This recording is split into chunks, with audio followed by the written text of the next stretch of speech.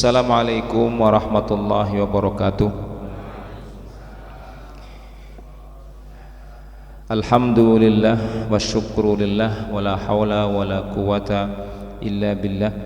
Wa nusalli wa nusallim ila rasulillah wa ala alihi wa ashabihi wa man tabi'ahum bi ihsanin ila yaumiddin. Syukur senantiasa kita panjatkan kepada Allah, tentu dengan nikmatnya di jam 8 kurang 10 menit. Biasanya itu mulai 7.30. Nah, sekarang sudah berarti siap-siap Bali ini luwih bengi maning. Alhamdulillah. Masih diberi kesempatan, masih diberi kesehatan sehingga dapat melanjutkan kajian rutin kita ini. Mudah-mudahan kajian ini harapannya maca bisa, artine ngerti, kemudian bisa mencari benang merah antara kehidupan nyata kita. Karena selalu saya berusaha menerjemahkan dan menafsirkan, mentadabburi setiap ayat itu harus berbicara dengan kondisi kita yang kekinian. Jadi memang saya berusaha untuk ke sana. Jadi kalau hanya tafsir kemudian terjemahan mungkin selesai, tapi tadabbur nanti bisa masuk kepada kehidupan kita, kritik sosialnya masuk, karena memang Al-Quran ke sana. Salawat dan salam senantiasa tercurah untuk uswatun hasanah kita Nabi Muhammad sallallahu alaihi wasallam beserta keluarga, sahabat dan pengikut beliau sampai akhir zaman. Taib, para rawuh yang dirahmati Allah, terakhir kita itu membahas surat Al-Kafirun. Jadi Al-Masad atau Tabbat sudah, An-Nasr sudah, Al-Kafirun sudah, berarti ke atas Al-Kautsar. Al-Kautsar ini surat pendek, sudah hafal semua, wis tutup lah, paham kabeh. Ayo Bali. Rasida. Kita baca, kita artikan, kita cari kira-kira pesan surat pendek ini untuk kehidupan kita apa, sehingga bukan hanya menghafal tapi betul-betul ketika kita membacanya, oh ya, ada pesan dari Allah Subhanahu wa taala. Karena Al-Qur'an adalah kalamullah, perkataan ngendikaning Allah Subhanahu wa taala langsung kepada makhluknya.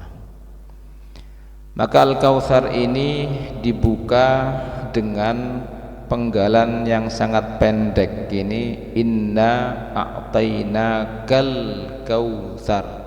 Tapi sebelum masuk ke ayat pertama, Al-Kautsar itu sendiri arti dalam bahasa Arab secara bahasa kira-kira nopo Pak? Telaga. Itu nama, bukan arti aslinya. Kan begitu. Sama dengan nama-nama tertentu kadang itu diambil dari kata dasarnya dalam bahasa Indonesia begitu. Pasti ada unsur kata dasarnya. Al-Kautsar dalam bahasa Arab itu artinya kathir secara bahasa. Kathir niku napa? Awakeh, banyak, kathir dalam bahasa Arab. Jadi ketika Allah mengatakan inna a'tainakal kautsar, sesungguhnya kami a'tainaka telah memberikan kepada engkau. Siapa? Muhammad, karena ayat ini turun langsung kepada Muhammad. Al-Kautsar, sangat banyak, nikmat yang sangat banyak. Itu pada makna secara bahasa di urutan yang pertama. Tapi kathir, karena sudah ada alif dan lam dalam bahasa Arab itu menunjukkan lit ta'rif, untuk sebuah nama.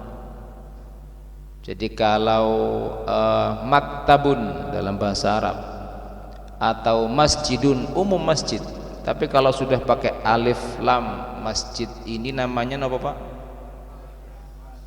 al-masjidu al-ikhlasu. Berarti ya sudah, masjid al-ikhlas sudah milik satu tempat ini. Tapi kalau dilepas alif lamnya, masjid apapun, karena tanpa alif lam, tanpa ta'rif.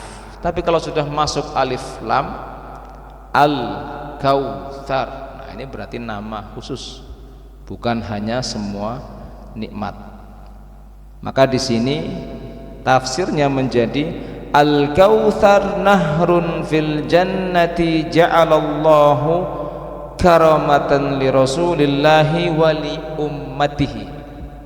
Jadi al-kautsar itu adalah nahrun atau sungai di surga, yang mana Allah jadikan sungai itu karomah, sebuah karomah untuk Nabi Muhammad dan untuk umatnya.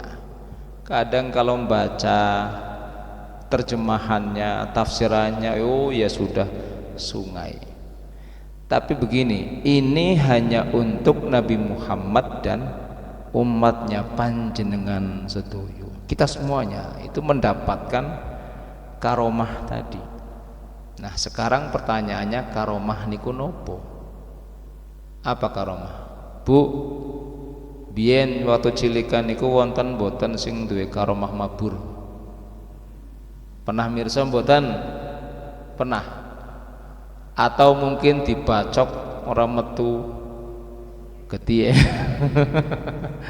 Itu karomah begitu ya. Betul karomah seperti itu atau bagaimana begitu ya? Jane karomah ki apa begitu ya? Karomah secara bahasa itu mim, karom.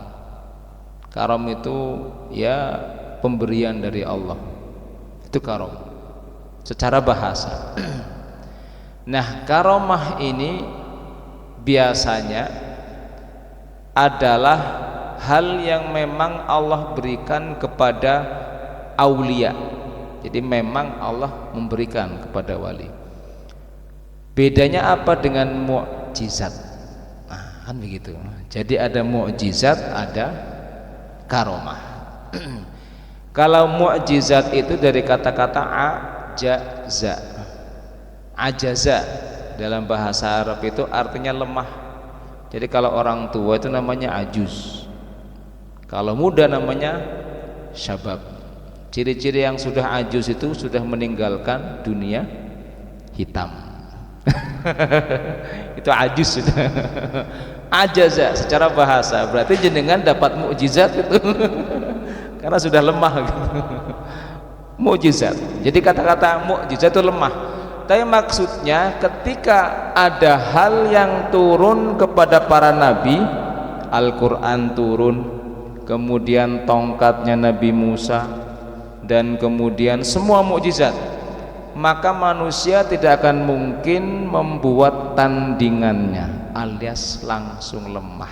Al-Quran turun, manusia mau dari lintas zaman membuat tandingan, tidak ada. Makanya mukjizat atau sesuatu yang ketika turun orang tidak bisa membuat tandingannya. Jadi sakjane ada kesamaan antara apa kita yang sudah mulai kesepuhan dengan mukjizat itu sama. Ada kesamaannya secara bahasa begitu ya. Artinya mungkin kelemahan kita itu menjadi hal spesial punya kita dan tidak dimiliki yang lainnya begitu ya. Itu maksud daripada kata-kata ajaza, mukjizat. Tapi mukjizat itu kenapa dia dibilang mukjizat? Karena setelah dia turun, setelah nantang siapapun yang bisa menghadirkan, berarti mukjizat ini kalah, maka kenabian runtuh. Tapi selama mukjizat ini tidak ada yang bisa mengalahkan, maka kenabian itu benar, Rasul itu benar, Allah itu ada. Nah itu maksud daripada mukjizat. Tujuannya hanya satu, memastikan bahwasanya ada Tuhan, ada Nabi di alam semesta ini. Yaitu satu, untuk membenarkan Islam, itu fungsinya. Nah itu turun hanya untuk Nabi dan Rasul. Tapi karomah itu ulama mengatakan lil aulia, itu karomah di bumi untuk para wali. Bedanya apa dengan mukjizat? Mukjizat dan karomah berbeda meskipun sama-sama dari Allah Subhanahu wa taala. Hanya saja yang membedakan yang pertama, karomah itu kalau Allah memberikan orang, ulama, kiai, syekh atau apapun itu, maka tidak ada dia mengatakan dia mendapatkan syariat yang baru. Tidak, dia tetap nempel syariatnya Nabi Muhammad sallallahu alaihi wasallam, karena tidak ada unsur kenabian di situ, tetap sebagai umat Nabi Muhammad. Itu karomah. Yang pertama bedanya itu.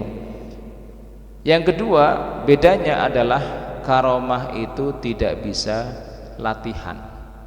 Jadi pengen terbang latihan gitu, terbang nggak bisa.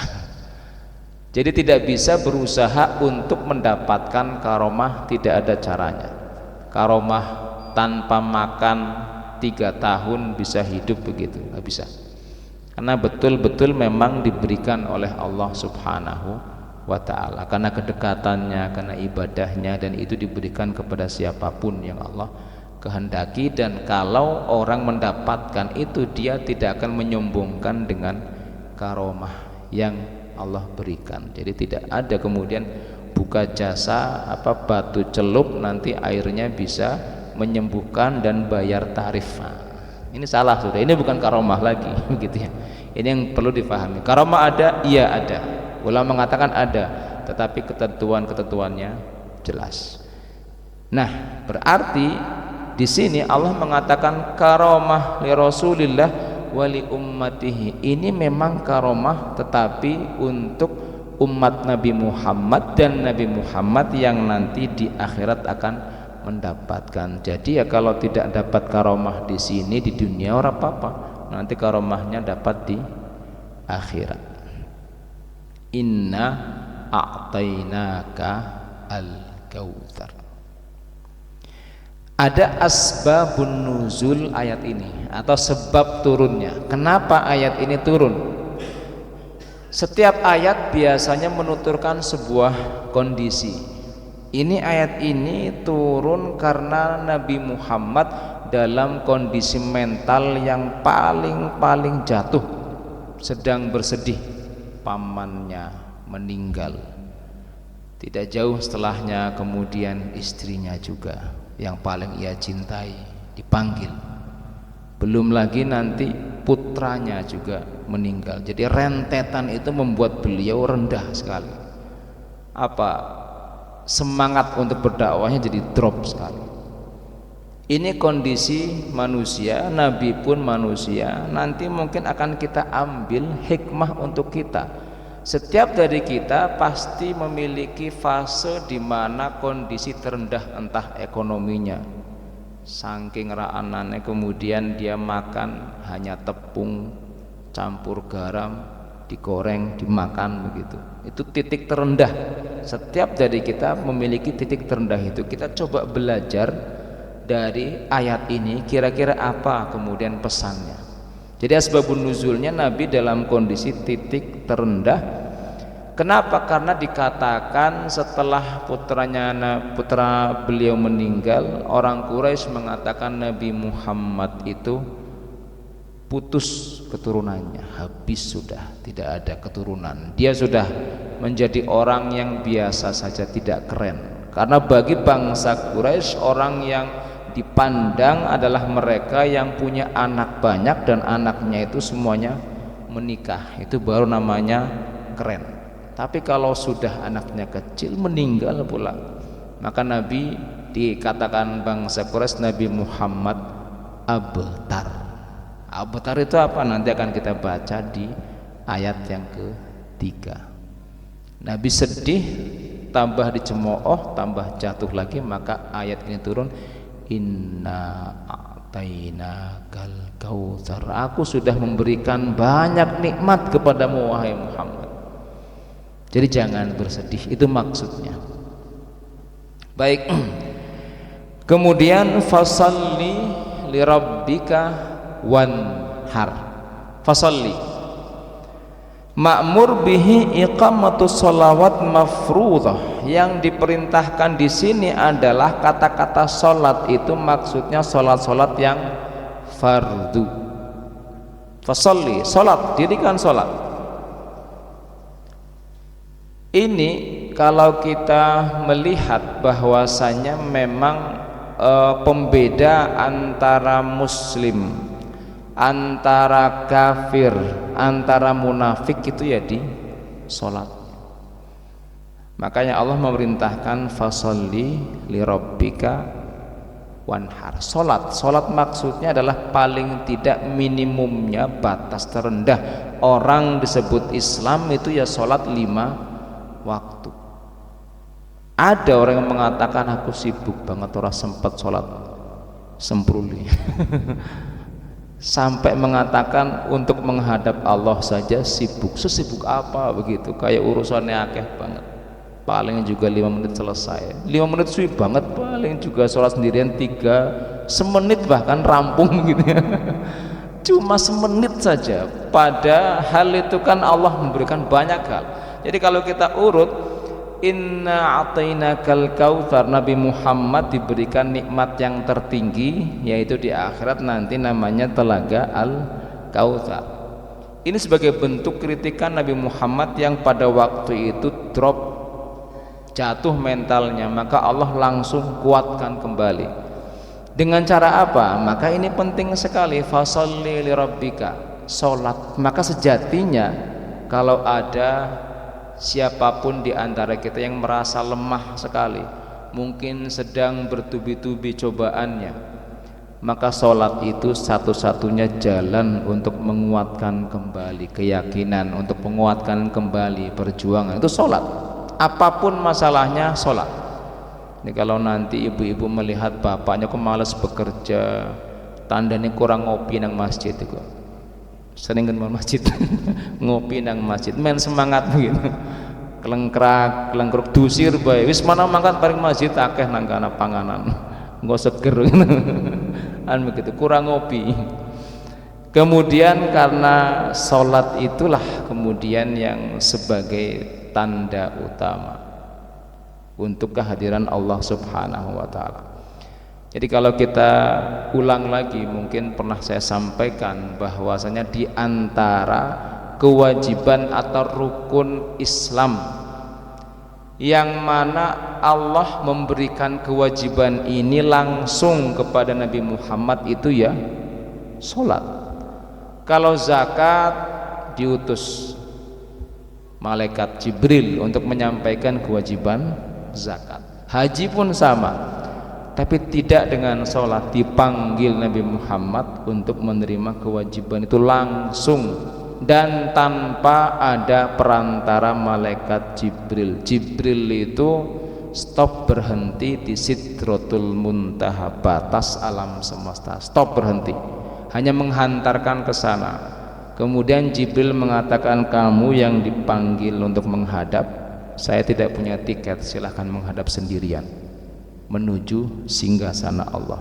Dan di situ terjadi berkali-kali tawar menawar karena Nabi Muhammad terprovokasi oleh seniornya namanya Nabi Musa.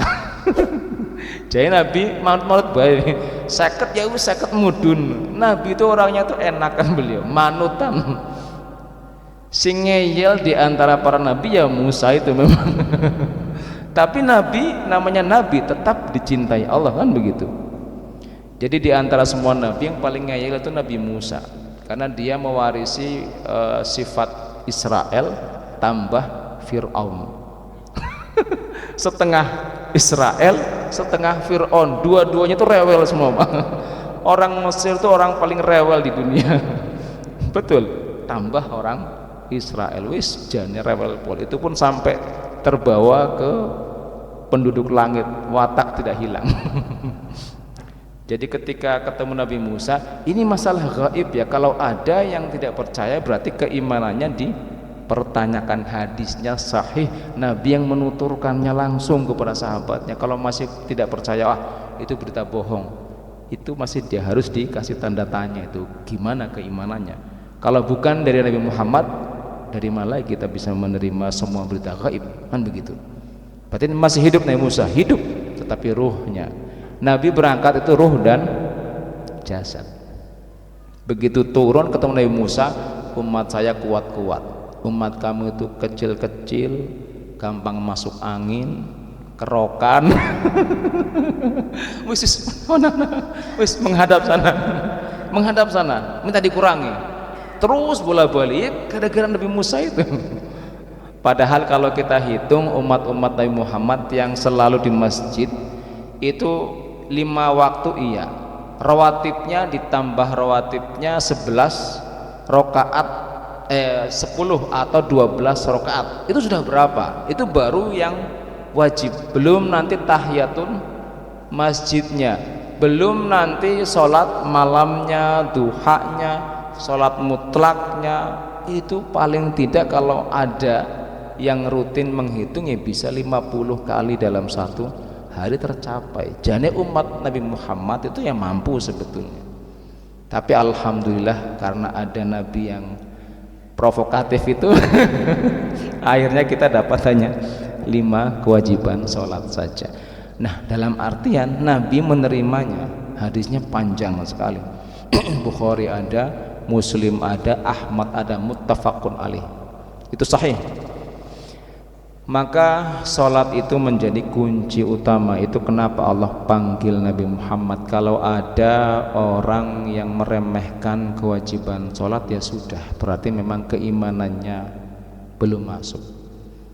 Karena itu kata kunci utamanya ada di sholat, minimal yang wajib saja, minimal, sebagai tanda kalau kita masih ada iman di hati kita.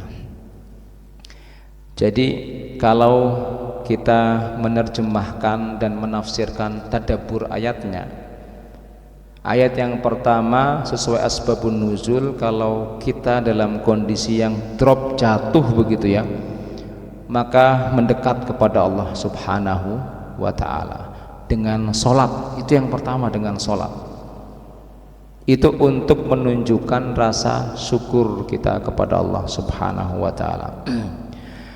Kemudian sholat ini kalau kita melihat dan membaca sabda Nabi Muhammad, miftahus sholat wa toharah, atau kunci sholat itu harus suci. Jadi tanpa suci ini maka sholatnya tidak sah. Itu yang pertama. Kemudian Nabi melanjutkan wa tahrimuha takbir. Tahrim itu haram melakukan, melafadzkan gerakan perkataan apapun setelah takbir, kecuali gerakan, kecuali lafadz yang memang sudah dicontohkan. Jadi kalau sudah takbir Allahu Akbar, selesai sudah. Perkataan apapun, gerakan apapun tidak boleh dilafadzkan kecuali gerakan dan lafadz sholat. Jadi fikihnya nanti akan banyak sekali. Kalau ada yang menanyakan, Pak Ustadz, gerakan sholat pemuda waktu dulu saya kecil itu ada yang takbirnya begini, Allahu Akbar. Itu gerakan sholat bukan? Kan begitu. Padahal sudah masuk takbiratul ihram, haram semua gerakan kecuali gerakan sholat. Itu bukan gerakan sholat, ngecek. Kalau saya jadi malaikat sampingnya tak pites itu. Kurang ajar lagi, sholat ngadep bos besar malah dolanan. Tak pites itu kalau saya jadi malaikat ya. Untung bukan. Kan begitu. Nah, maka Nabi mengatakan tahrim atau haram melaksanakan apapun kalau sudah takbir. Maka rincian takbir itu karena dia masuk ke rukun atau fardunya sholat. Takbir itu hanya takbiratul ihram yang harus ada 2 hal. Yang pertama gerakan, yang kedua lafadz. Dua-duanya harus masuk. Jadi kalau takbiratul ihramnya hanya gerakan tanpa lafadz, nah itu berarti belum sah. Harus ada lafadz. Itu sepakat ulama 4 mazhab. Kecuali takbir-takbir setelahnya, rakaat kedua, rakaat ketiga, keempat, itu enggak masalah kalau hanya gerakan saja dan tidak melafatkan. Sing penting anak takbir ya. Tapi kalau pertama ihram itu harus ada dua unsur, gerakan iya, suara pun juga iya, meskipun suaranya hanya dia sendiri yang mendengarkan. Itu fikih takbiratul ihram. Kemudian kata Nabi Muhammad, hadis yang pendek dilanjutkan, wa tahliluha salam, atau halal melaksanakan apapun atau membatalkan sholat itu dengan salam. Kalau sudah salam selesai, sudah bisa melakukan apapun. Itu sholat. Dalam artian sholat memang sangat rinci sekali, sangat detail. Nabi Muhammad memetakan, menjelaskan satu demi satu, dan sahabat pun menuturkan, karena memang proses memberikan kewajibannya pun juga panjang sekali dan lama Nabi Muhammad di singgasana Allah Subhanahu wa ta'ala. Jadi salam itu menjadi penutup. Hanya saja dalam perbandingan madhab itu, salam itu kira-kira salam yang pertama atau salam yang kedua dianggap sholatnya selesai. Gerakan salam itu Bu, Pak, itu gerakan yang pertama dianggap selesai atau gerakan salam yang kedua? Kan kanan dan kiri. Berarti begitu pertama berarti selesai sholat sudah ya. Berarti tanpa salam yang kedua juga tidak masalah. Ya Mbok. Berarti studi kasusnya itu kalau jenengan dari mulai rakaat kedua wis pengen ngentut banget. Kemudian assalamualaikum warahmatullah. Dut. Piye iku? Sah salatnya? Jare salam sing pertama mikir ayo. Kan begitu. Tapi betul, sebagian ulama mengatakan salam itu yang pertama, itu penanda selesai. Jadi kalau ngentut setelahnya warpapa. Kalau kenapa? Karena yang pertama dihitungnya sebagian. Tapi pendapat yang kuat salam itu dua rangkaian, kanan dan kiri. Nah kalau mau lepas tenaga dalamnya, pastikan di salam yang kedua. Kalau tidak berarti sholatnya batal, ulang sing awan maning. Gitu ya. Jadi ini pendapat mayoritas mengatakan salam itu dua gerakan, kanan dan kiri. Dampaknya nanti, karena fikih itu kan sangat detail ya, harus penjelasan kasusnya sangat detail. Kasusnya adalah kalau ada yang kentut itu, atau mungkin haid atau apapun gitu ya, itu kan batal atau tidaknya. Makcret metu ketika salam yang pertama, ya wis rampung, berarti hilang semua pahalanya. Tapi kalau salam yang kedua makcret berarti ya sudah, sholatnya pahalanya masuk begitu. Antara haid atau kentut atau apapun itu sholat. Baik. Kemudian ini menarik ya, ketika Allah mengatakan fasalli li rabbika wanhar. Nahrun dalam bahasa Arab adalah dzabhun au kurbatun, kurban, kemudian dzabhun sembelihan, nahrun itu sama maknanya. Kana an-nasu yusalluna li ghairillah wa yanharuna li ghairillah fa amara Allahu nabiyahu an yakuna salatahu wa nahwahu lahu wahdahu wa qala Qatadah wa Atha wa Ikrimah al-muradu salatul id wan nahar udhiyah. Jadi penjelasannya kenapa kemudian perintahnya itu adalah yang pertama sholat dan yang kedua kurban, betul nggih? Hanya dua perintah dalam surat yang sangat pendek ini. Karena sholat itu mendekatkan diri kepada Allah Subhanahu wa ta'ala, sedangkan kurban itu hablum minan nas. Jadi keduanya dapat, hablum minallah iya, minan nas juga iya. Dalam artian dalam kondisi kita terpuruk, jangan malah menghindar dari semua tagihan hutang.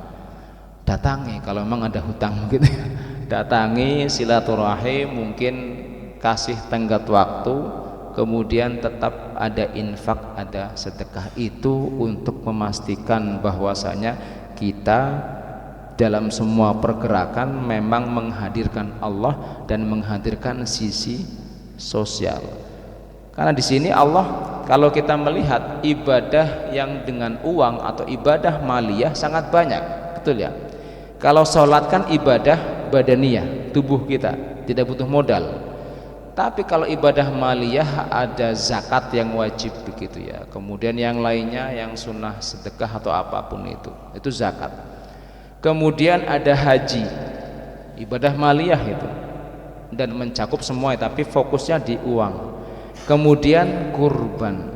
Nah, Allah milih kurban untuk dimasukkan dalam ayat ini. Tentu kita bertakon-takon, bertanya-tanya, kenapa kemudian ibadah kurban yang dipilih begitu ya. Kalau haji susah begitu ya. Tidak mungkin kemudian fasalli li rabbika wa tu'atil had, salatlah dan tunaikan haji. Tapi yang dipilih adalah wanhar, berkurbanlah. Ini menjelaskan ada salah satu asbabun nuzul yang lain. Asbabun nuzul yang lain mengatakan bahwasanya ketika para sahabat waktu itu Hudaybiyah itu sahabat pengen menunaikan haji, kemudian dicegah oleh bangsa Quraisy sehingga ada perjanjian tidak boleh sahabat menunaikan haji di tahun itu, padahal sudah siap-siap, sudah ihram, sudah tinggal melaksanakan haji. Mereka sedih, ini kalau kita pulang kita sia-sia, padahal sudah berkorban semuanya.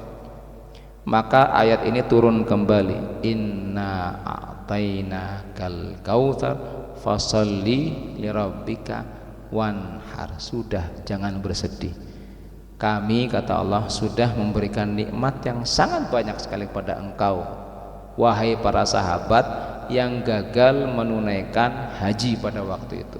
Sebagai gantinya tetap sholat untuk menggugurkan rukun haji, dan tetap laksanakan sembelihan untuk menggugurkan rukun haji, dalam artian ibadah hajinya diterima Allah Subhanahu wa ta'ala dengan syarat tetap sholat, kemudian menyembelih kurban pada waktu itu. Nah, asbabun nuzul yang kedua ini kemudian dijadikan sebagian mufassir dalil. Oh, berarti ayat ini maksudnya bukan hanya untuk Nabi Muhammad saja. Jadi Kautsar betul memang ayat ini untuk Nabi, iya, tapi untuk sahabat juga masuk. Buktinya apa? Turun untuk sahabat. Berarti Kautsar untuk sahabat bukan telaga saja, tetapi nikmat di dunia yang sangat banyak.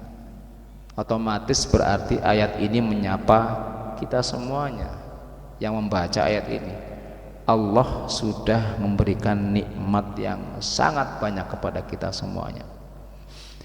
Ini untuk mengingatkan kita semua. Jadi fungsi dan tugas jin, ifrit, demit atau apapun itu ya, adalah untuk melupakan manusia dari bersyukur kepada Allah Subhanahu wa ta'ala.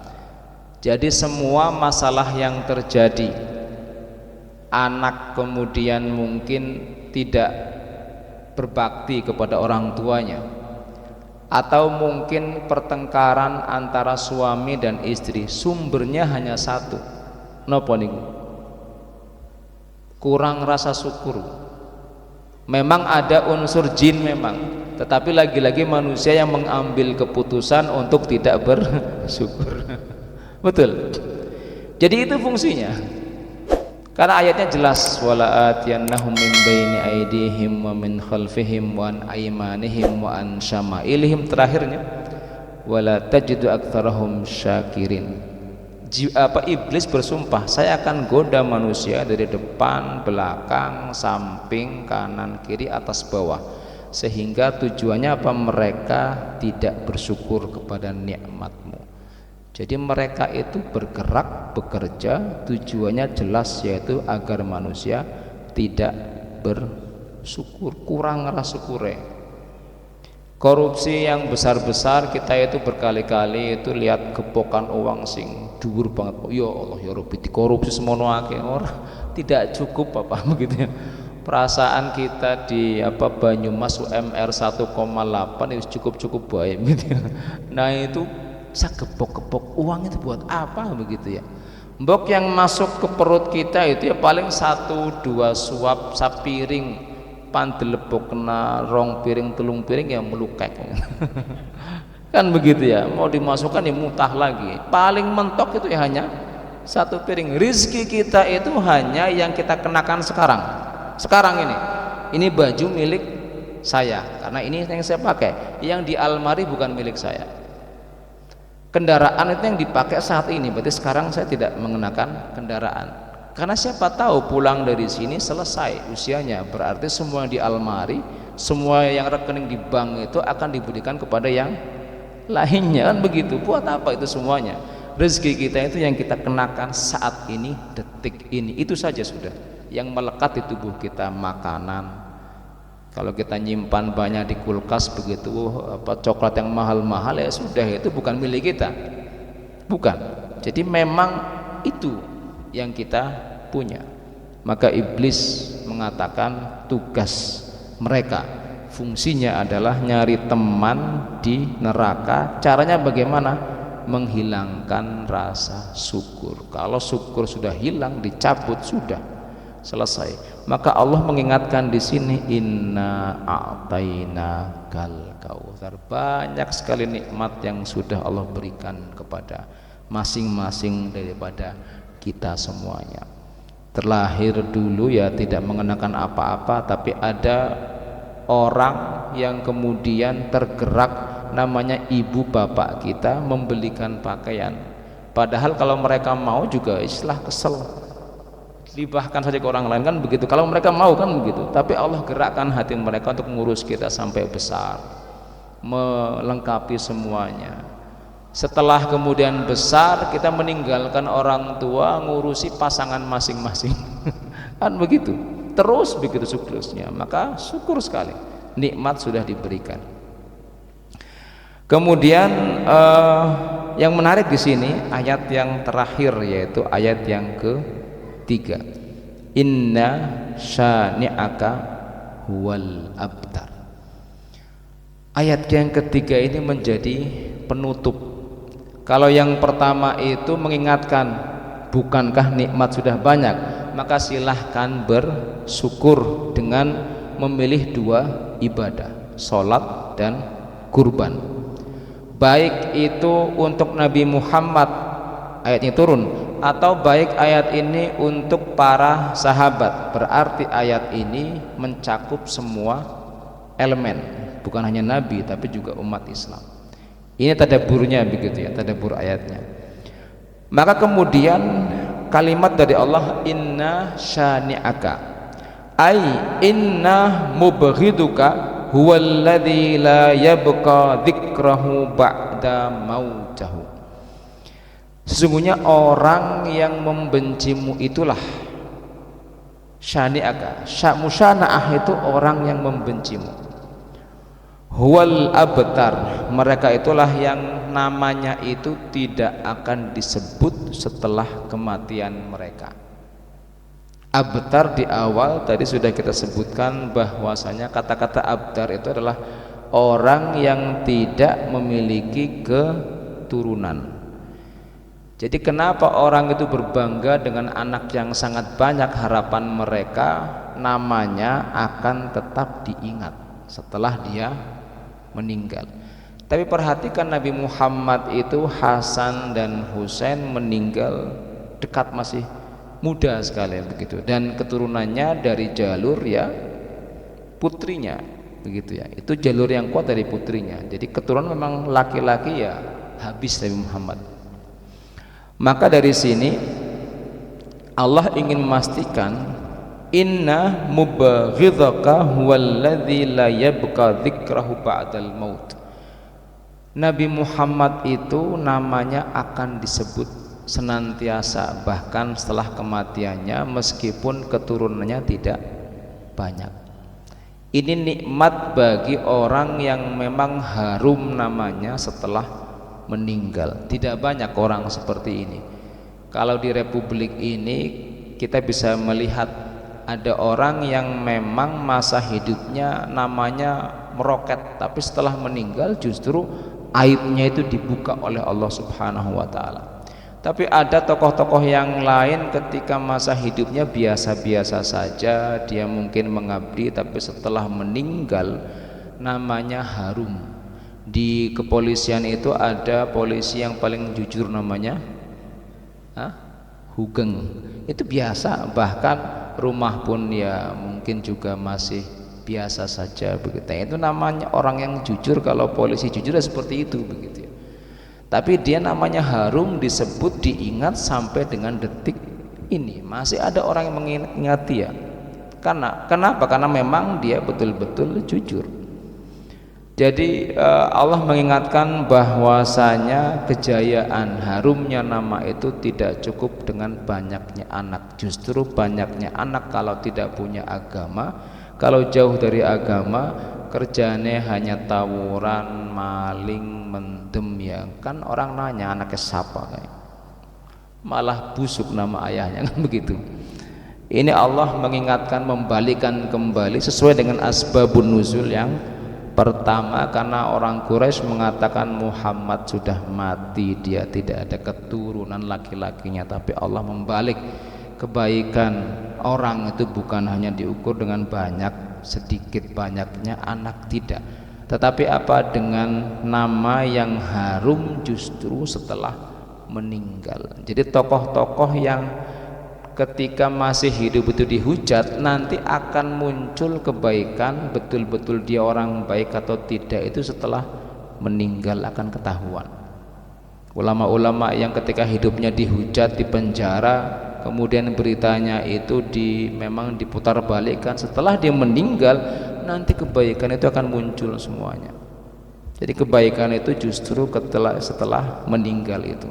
Maka harapan kita semuanya adalah husnul khatimah. Allahumma amin. Maka selanjutnya, wal abtar minar rijalil ladzina walad lahu. Dalam bahasa Arab kata-kata abtar itu kalau adalah anak orang laki-laki yang dia anaknya perempuan semuanya, abtar itu. Nah, penasabnya hilang, habis. Abtar. Lamma mata ibna Rasulillah qala ahdul musyrikin innahu abtar fanazalat surah. Jadi sesuai dengan asbabun nuzul yang pertama, ketika putra Nabi Muhammad meninggal, maka orang Quraisy mengatakan Nabi Muhammad abtar, dan itu sangat-sangat menyakitkan hati Nabi Muhammad sallallahu alaihi wasallam. Maka ayat ini turun. Maka kira-kira dari tiga susunan. Yang pertama, inna a'tainakal kautsar. Ini untuk memastikan atau takrir bahwasanya bukankah sudah nikmat sangat banyak kita terima, baik itu nikmat usia, nikmat kesehatan, nikmat pasangan, nikmat keturunan. Maka Allah minta kemudian fasalli li rabbika wanhar, tunjukkan rasa syukurmu. Karena ayat ini turun dalam kondisi yang sangat rentan untuk nabinya, bahkan juga diulang turunnya untuk kondisi rentan para sahabat, kecewa, hampir batal hajinya, kan begitu.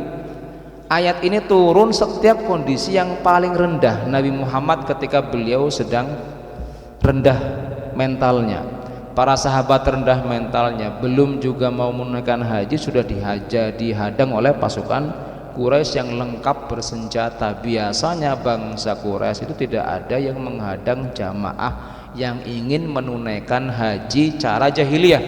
Baru sekarang ada mereka orang Quraisy menghadang orang Islam dan rombongan Nabi Muhammad untuk menunaikan haji, ibadah secara Islam. Maka kaget para sahabat. Jadi mereka pun datang bukan untuk berperang, tapi untuk haji, tapi malah diajak untuk perang. Kecewa dan drop mentalnya, maka ayat ini turun.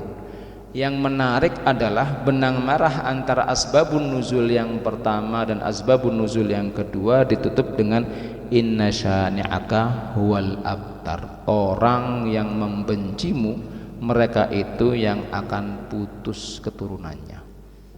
Maksudnya apa? Asbabun nuzul yang pertama untuk Nabi Muhammad, yang kedua untuk para sahabat. Allah menjamin siapapun yang membenci Nabi Muhammad, siapapun yang membenci para sahabat, maka Allah jamin keturunannya akan habis. Ini jaminan dari Allah Subhanahu wa taala. Para sahabat dengan turunnya ayat ini, mereka ada yang mengumpulkan data. Ini yang mengatakan Nabi Muhammad, yang mencela Nabi Muhammad siapa saja didata. Betul, rupanya matinya itu mengenaskan semua. Entah itu hartanya habis, keturunannya habis juga. Semua yang menentang Nabi dengan ucapan, dengan perbuatan, utamanya kaitannya dengan asbabun nuzul ayat ini, semuanya meninggal tidak dalam kondisi yang baik-baik saja, tetapi mengenaskan. Betul-betul hancur karirnya. Ini para sahabat, dalam riwayatnya, dalam tafsir Qurtubi ada, kemudian Tobari pun ada. Mereka menuturkan begitu ya, menyaksikan seperti apa kehancuran tokoh-tokoh Quraisy yang mana mereka terlibat dalam skandal yang ada di ayat ini. Skandal dalam menjelekkan Nabi Muhammad, skandal dalam mereka mencegah orang untuk beribadah. Maka sejatinya kalau kita faham ayat ini, kita mungkin dalam berkehidupan sosial pasti akan ada gesekan. Pasti. Kalau gesekan itu dari orang yang memang menyekutukan Allah, begitu ya, dan orang yang penuh dengan kedengkian, maka kita bisa meminta kepada Allah, menyerahkan, ya Allah, orang ini kok benci sekali dengan saya, maka saya izin untuk menempuh kembali apa yang telah dilakukan para nabi, Nabi Muhammad dan juga para sahabat. Saya izin untuk sholat, dan saya izin untuk berkurban di waktu-waktu yang sudah ditentukan. Itu apa? Idul Adha. Tujuannya apa? Harapannya engkau kemudian mempermudah aku sehingga aku terhindar dari orang-orang yang membenciku. Di ayat yang ketiga, inna syani'aka wal abtar. Ini yang menjadi kata pamungkas jaminan dari Allah Subhanahu wa ta'ala. Tetapi ini tadabbur ayat yang dapat kita ambil, bukan berarti kita mendoakan keburukan saudara kita.